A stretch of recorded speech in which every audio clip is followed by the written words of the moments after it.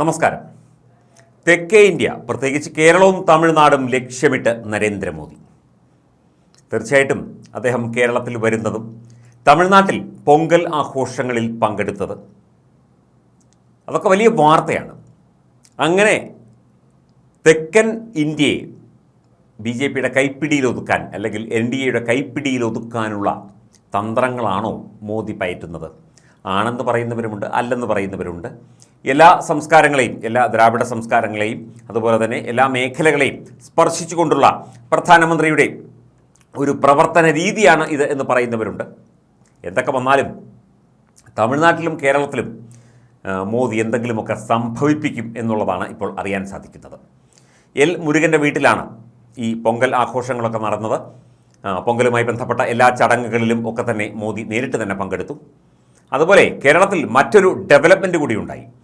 ശ്രീരാമക്ഷേത്രത്തിൽ ദർശനം നടത്താൻ പോവുകയാണ് നരേന്ദ്രമോദി. തൃപ്രയാർ ശ്രീരാമക്ഷേത്രത്തിൽ 17-ാം തീയതി സുരേഷ് ഗോപിയുടെ മകളുടെ വിവാഹ ചടങ്ങുകൾക്ക് ശേഷം ഗുരുവായൂരിൽ നിന്ന് അദ്ദേഹം എത്തുന്നത് തൃപ്രയാർ ക്ഷേത്രത്തിലാണ്. അയോധ്യയിൽ ശ്രീരാമ ഭഗവാന്റെ ബിംബം പ്രതിഷ്ഠിക്കുന്നതിന് മുന്നോടിയായി അദ്ദേഹം വ്രതത്തിലാണ്. അതിൻ്റെ കൂടി ഭാഗമായി ഒരു പ്രസിദ്ധമായ ശ്രീരാമക്ഷേത്രം സന്ദർശിച്ച് അനുഗ്രഹം തേടുക എന്ന ലക്ഷ്യമാണ് മോദി മുന്നോട്ട് വയ്ക്കുന്നത്. പക്ഷേ ഇതിൽ രാഷ്ട്രീയമുണ്ട് എന്ന് പറയുന്നവരുമുണ്ട്. അയോധ്യയെക്കുറിച്ചുള്ള കൂടുതൽ ചിന്തകളും അയോധ്യയെക്കുറിച്ചുള്ള ആ ഒരു സാധാരണഗതിയിലല്ലാത്ത ചില അവസ്ഥകളും ജനങ്ങളെ ബോധിപ്പിക്കുക, അയോധ്യയെ എതിർക്കുന്നത് എന്തുകൊണ്ട് എന്നത് കേരളത്തിലെ ജനങ്ങളെ ബോധിപ്പിച്ചുകൊണ്ട് കാര്യങ്ങൾ വിശദീകരിച്ചുകൊണ്ട് എന്തായാലും കേരളത്തെയും തമിഴ്നാട്ടിലെയും മോഡി വിടുന്ന മട്ടില്ല, ഓടിച്ചിട്ട് പിടിക്കുകയാണ്. അദ്ദേഹം വിചാരിച്ചാൽ നടപ്പിലാക്കി എടുത്തേ അടങ്ങൂ എന്നുള്ളതാണ് അദ്ദേഹത്തിൻ്റെ ഒരു രീതി. അതിന് പല തന്ത്രങ്ങളുണ്ടാകും, പല രീതിയിൽ അതൊക്കെ ആവിഷ്കരിക്കപ്പെടും, പല രീതിയിൽ അതൊക്കെ നടപ്പിലാക്കപ്പെടും. അതിൻ്റെ ഭാഗമായിട്ടാണ് ഈ പൊങ്കലാഘോഷവും തൃപ്രയാറപ്പനെ സന്ദർശിക്കുന്നതും ഗുരുവായൂരപ്പനെ പിന്നെയും കാണാൻ വരുന്നതും കൊച്ചിയിലെ റോഡ് ഷോയും ഒക്കെ തന്നെ. ഇത് രാഷ്ട്രീയമായ ലക്ഷ്യം മുൻനിർത്തിയാണ് എന്ന് പറഞ്ഞാൽ അതിൽ തെറ്റ് പറയാനൊന്നും പറ്റില്ല. തീർച്ചയായിട്ടും രാഷ്ട്രീയം മുൻനിർത്തി തന്നെയാണ്. അല്ലെങ്കിൽ ഇവിടുത്തെ സാമൂഹ്യ രാഷ്ട്രീയ അവസ്ഥ മുന്നിൽ കണ്ടുകൊണ്ട് ജനങ്ങളുമായി എത്രത്തോളം ചേർന്ന് നിൽക്കാമോ അത്രത്തോളം ചേർന്ന് നിൽക്കാനായിട്ട് അവരുടെ വിശ്വാസങ്ങൾ, അവരുടെ ആചാരങ്ങൾ, അവരുടെ പ്രതീക്ഷകൾ, അവരുടെ സംസ്കാരങ്ങൾ അതുമായി ചേർന്ന് നിൽക്കാനും അതിനൊപ്പം ഞാൻ നിൽക്കുന്നു എന്ന് ബോധ്യപ്പെടുത്താനും അക്കാര്യങ്ങൾ വാർത്തയാക്കാനും വേണ്ടി തന്നെയാണ് ഇത്തരത്തിലുള്ള നടപടികൾ എടുക്കുന്നത് എന്നത് ഒരു യാഥാർത്ഥ്യം തന്നെയാണ്. പക്ഷേ അതൊക്കെ ആത്മാർത്ഥമായി ചെയ്യാൻ ആ മനുഷ്യൻ തയ്യാറാകുന്നില്ലേ എന്നുള്ള ചോദ്യമുണ്ട്.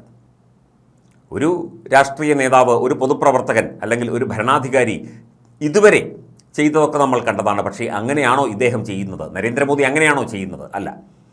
അദ്ദേഹം ഇന്ത്യ എന്ന രാഷ്ട്രത്തിൻ്റെ സംസ്കാരത്തെ, ഭാരത സംസ്കാരത്തെ, ഭാരതീയ രീതികളെ, ഭാരതീയമായി നിൽക്കുന്ന മതങ്ങളെയും അല്ലാത്ത മതങ്ങളെയും ഒക്കെ തന്നെ ചേർത്ത് പിടിച്ചുകൊണ്ട് അതിനെയൊക്കെ തന്നെ അംഗീകരിച്ചുകൊണ്ട് ഇപ്പോൾ പരോക്ഷമായി അംഗീകരിക്കുന്നു അല്ലെങ്കിൽ പുറമോടിയിൽ അംഗീകരിക്കുന്നു എന്നൊക്കെ പറഞ്ഞ് വേണമെങ്കിൽ കുറ്റപ്പെടുത്താം. പക്ഷേ അങ്ങനെയല്ല.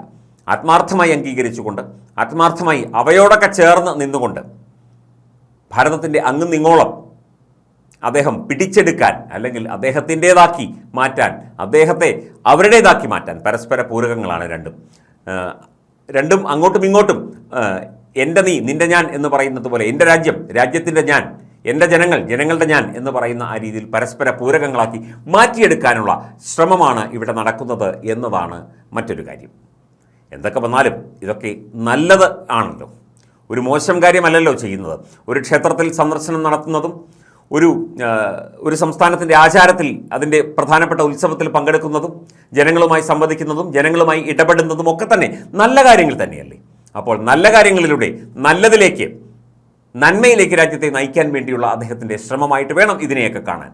രാഷ്ട്രീയമുണ്ട്, അത് അപ്പുറത്ത് വശത്താണ് നിൽക്കുന്നത്, അതവിടെ നിൽക്കട്ടെ. പക്ഷേ അതിലൂടെയൊക്കെ തന്നെ അദ്ദേഹം ലക്ഷ്യം കാണുന്നത് ഒരൊറ്റ ഇന്ത്യ എന്ന ഇന്ത്യയിലെ ഐക്യമാണ്, സാംസ്കാരിക ഐക്യമാണ്, ഇന്ത്യയുടെ പുരോഗതിയാണ്, ഇന്ത്യയുടെ വികസനമാണ്. രാഷ്ട്രീയം ഉണ്ടായിരിക്കാം, നേരത്തെ പറഞ്ഞതുപോലെ അതവിടെ കാത്തു നിൽക്കട്ടെ.